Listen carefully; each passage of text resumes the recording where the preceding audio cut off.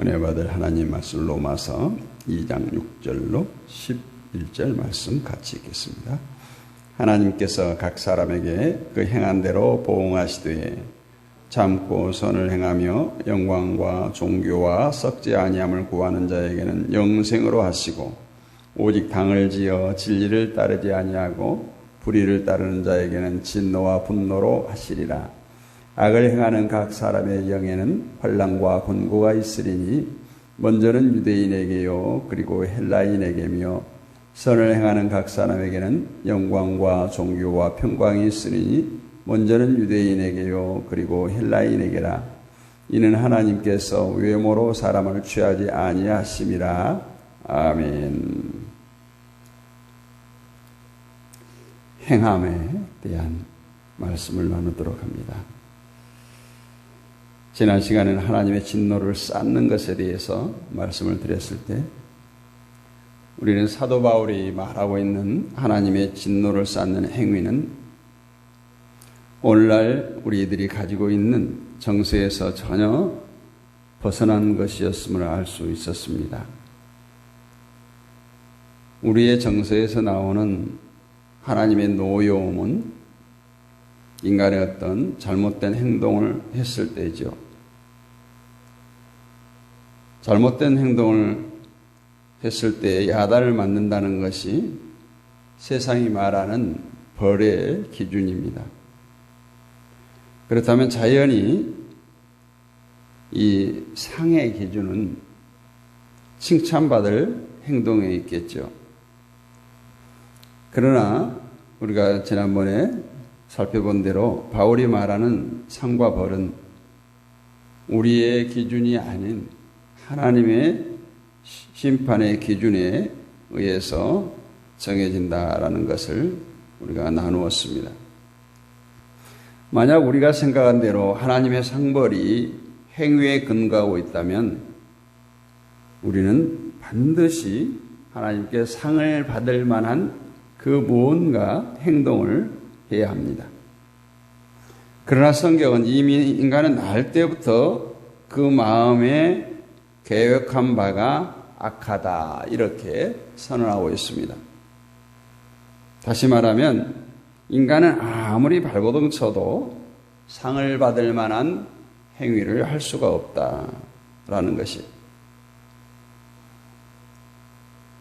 하나님 편에서는 그 어떤 행동도 선한 것이 되지 못하기 때문에 이러한 어떤 선한 행동을 통해서 우리가 하나님께 칭찬받거나 상을 받을 만한 접근을 시도하지 말라는 것입니다.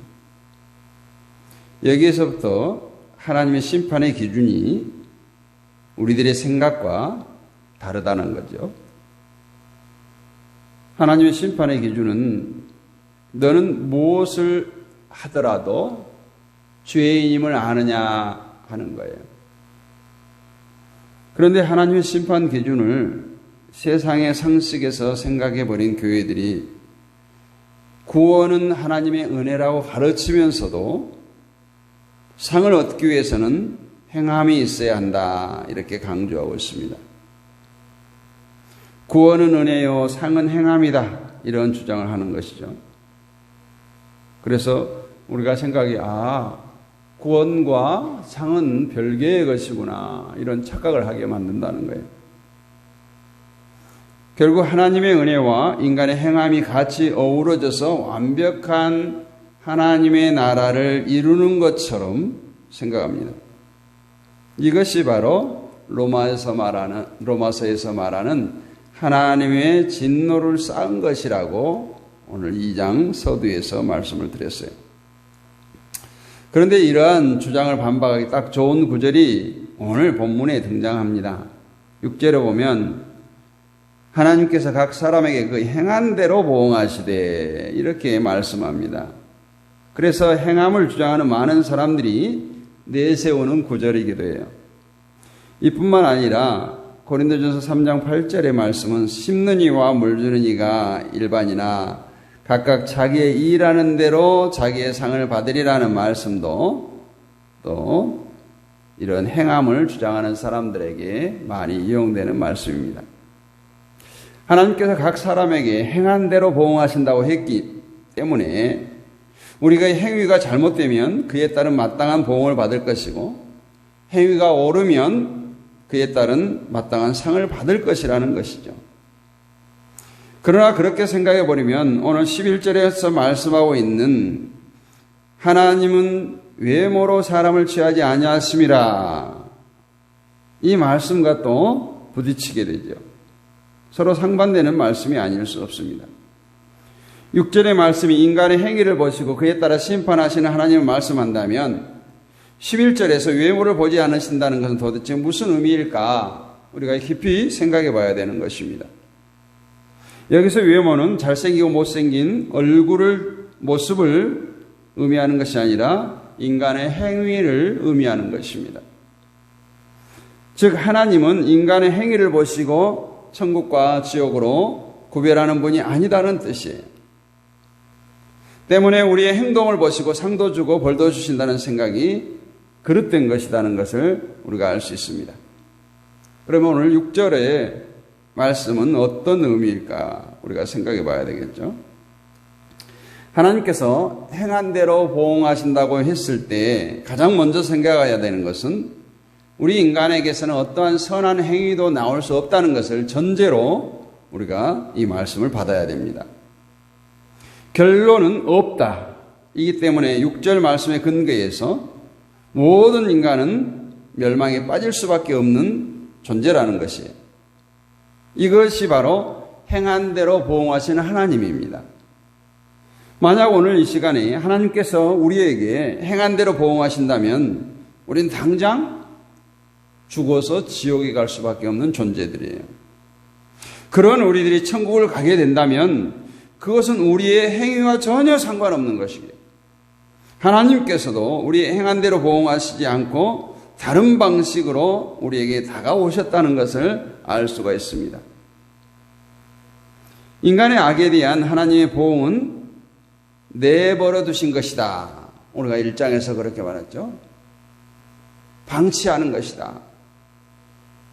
1장 24절에 그러므로 하나님께서 저희를 마음의 정욕대로 더러움에 내버려 두사 저희 몸을 서로 욕되게 하셨으니 26절에도 저희를 부끄러움 욕심에 내버려 두셨다.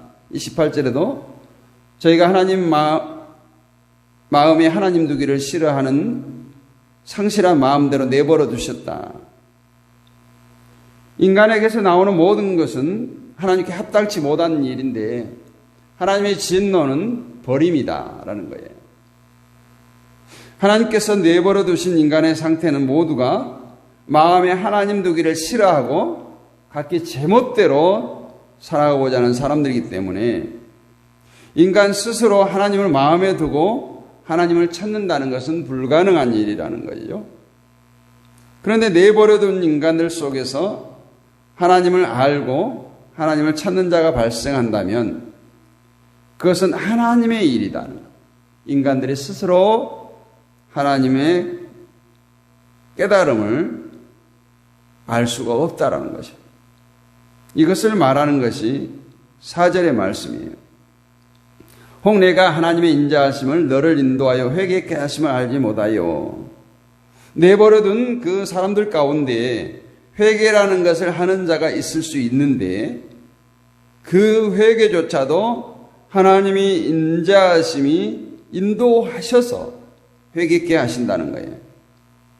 그래서 교회를 나오면서 나는 죄인입니다 고백을 하는 자들이 있어요. 그러나 이것은 인간이 가지고 있는 어떤 종교성을 가지고 얼마든지 할 수 있습니다. 그래서 인간의 종교성은 자신의 잘못을 뉘우칠 수가 있어요. 그 뉘우침으로 회개를 할 수 있습니다. 그러나 문제는 회개를 자기 것으로 삼아버리는 거예요. 내가 회개했다 생각하는 거예요. 회개한 자신에 대해서 의롭다 생각하는 겁니다. 이것이 하나님이 내버려 두신 자들이 하나님을 알지 못한 상태에서 자기들끼리 종교를 만들고 자기들끼리 하나님을 만들어서 종교놀이를 하고 있는 모습입니다.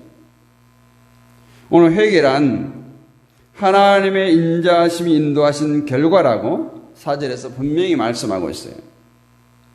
다시 말해서 내버려 두신 자들 가운데 하나님을 알고 자신의 죄인됨을 고백하는 자가 발생한다면 그것 역시 하나님의 인자하심으로 인도함을 받았기 때문이라는 결론을 내릴 수가 있습니다. 그리고 회개한 자들은 자신이 어떤 운명 속에서 무엇을 근거로 해서 빠져나왔는가를 알기 때문에 처음부터 끝까지 하나님의 은혜를 찬양하고 하나님의 은혜에 감사하는 사람이 되는 거죠. 그렇다면 오늘 본문의 7절에서 10절까지에서 말하고 있는 선과 악은 무엇인가?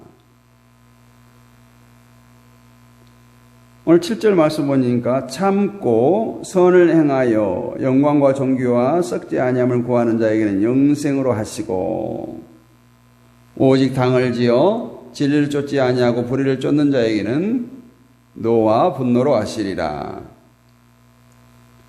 그리고 9절에서도 악을 행하는 자에게는 환난과 곤고가 있을 것이라고 하고 10절에서는 성을 행하는 자에게는 영광과 존귀와 평강이 있을 것이라고 말씀합니다.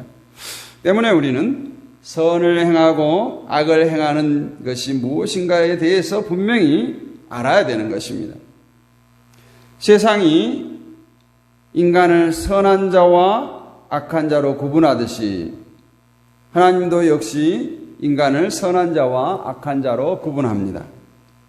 그리고 선한 자에게는 영생으로 하시고 악한 자에게는 노와 분으로 하신다고 말씀합니다. 그러나 인간이 말하는 선과 악은 윤리와 도덕입니다. 오늘 하나님께서 말씀하고 계시는 선과 악은 예수 그리스도를 기준으로 구분하신다는 사실을 우리가 기억해야 됩니다.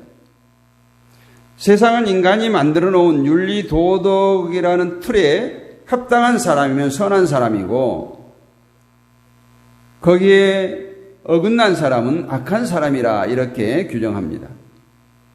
그러나 하나님에게는 예수 그리스도라고 하는 기준이 있어요.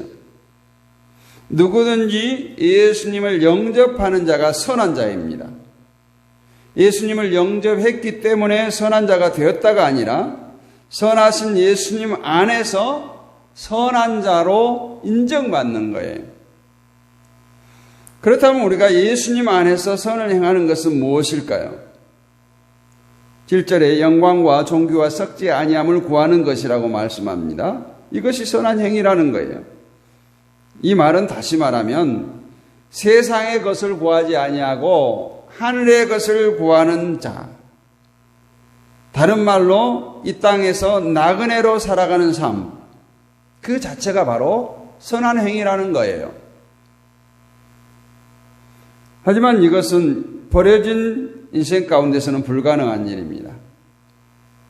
오직 하나님의 인자하심으로 인도함을 받아서 자신의 죄를 회개에 이르는 자들에게 보여지는 거예요.